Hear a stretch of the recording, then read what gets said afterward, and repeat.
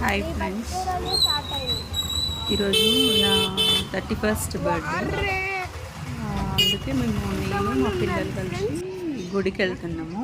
కట్టమైసమ్మ గుడి మా ఇంటికి దగ్గరే. ఫుల్ పబ్లిక్ ఉన్నారు.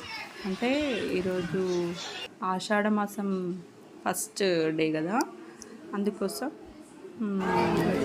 బోనాలు చేస్తున్నాం. అట్లా డాన్స్ చేయదు. ఇది నాగులు.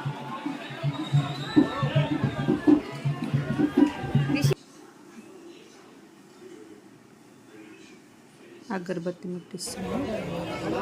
అందరు భజన చేస్తుంది. బోనాలు వచ్చింది.